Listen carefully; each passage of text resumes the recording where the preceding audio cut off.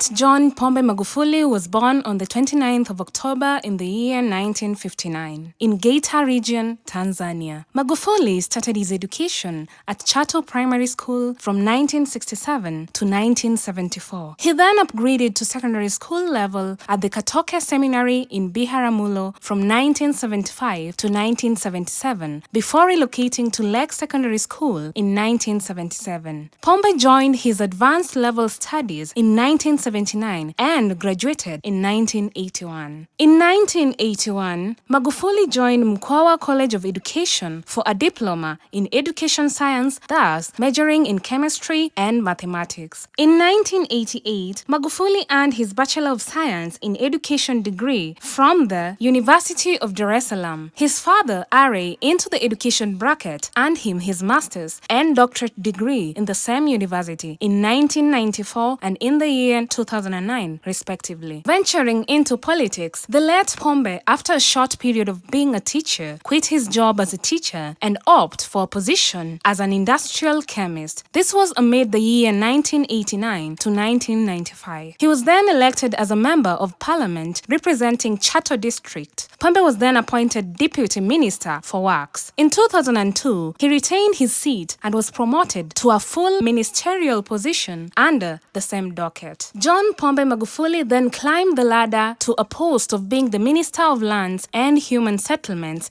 in 2006. In 2008, Pombe shifted his political gears, once more serving as Minister of Livestock and Fisheries. He then again became Minister of Works from 2010 to 2015. Scaling his political journey upwards, on the 12th July 2015, Magufuli was nominated as the CCM presidential candidate. It was at his first ever presidential race that he won, garnering 58% of Tanzania's votes. Magufuli was then sworn in on the 5th November 2015 as Tanzania's 5th president. After a month of taking office, Magufuli imposed measures to curb government spending, such as barring unnecessary foreign travel by government officials, using cheaper vehicles and boardrooms for transport and meetings. John Pombe Magufuli reduced the delegation tour of the Commonwealth from 50 people to 4. He also dropped the sponsorship of World's AIDS Day exhibition in the favor of purchasing AIDS medication. Unlike other previous presidents, Magufuli discouraged lavish events and parties by public institutions. He even reduced his presidential salary from $15,000 to $4,000 per month. Magufuli then reduced his cabinet from 30 ministries to 19 with the aim of cost reduction. In 2016, Tanzania banned shisha smoking under his orders,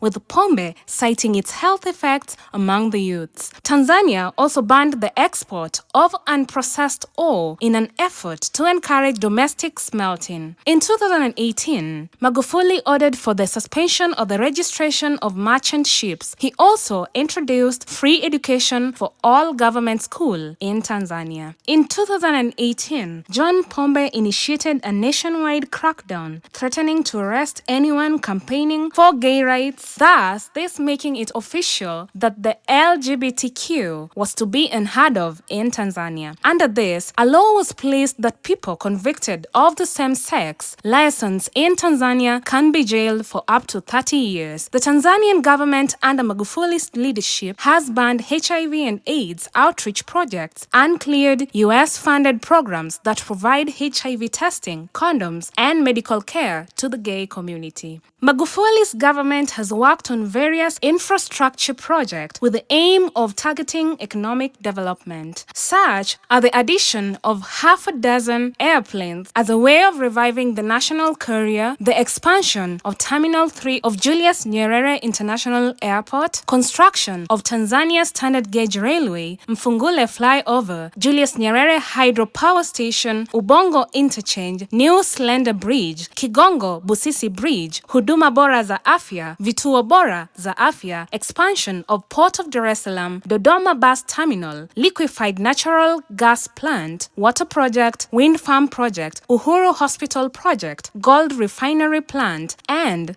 Magufuli bus terminal. Magufuli received the nickname the bulldozer in reference to his roadworks projects, but the term was also used by his moves to reduce spending and corruption within the government. In July 2020, John Pombe Magufuli was renominated as the CCM's presidential candidate for the 2020 elections. Unlike the previous election, this time Magufuli scooped high votes, hence being re-elected to extend his presidency until 2025. In 2019, a global pandemic kicked in and various countries had to take great measures to try and curb the COVID-19. As other countries were in the support of wearing masks and maintaining social distance, Tanzania's Magufuli spoke against the possibility of closing churches, stating that the true healing lives there. By May 2020, Magufuli and Dar es Salaam Regional Commissioner announced the defeat of the COVID-19 disease by national prayer. By June 2020, the Tanzanian government had not published data on the coronavirus since April 2019, with Magufuli dismissing the head of the National Laboratory and the distribution of non-governmental information on the spread of the virus. Magufuli also disputed the effectiveness of using face masks and urged steamed remedies and herbal medicine. From late February this year, John Pombe Magufuli had shied from the public limelight, thus this sparking questions from people. On the night of the 17th March 2021, Magufuli's vice president, Samia Suluhu, announced the late president's death in Hospital Mzena in Dar es Salaam, where he had been receiving treatment. Suluhu stated that the late president had suffered from chronic arterial fibrillation for more than a decade. The late Magufuli was married to Janet Magufuli. He will be succeeded by his deputy president, Samia Suluhu. John Pombe Magufuli will be remembered as the people's president who fought for Tanzania to be a corruption-free state and scaled the country, Tanzania, to great development.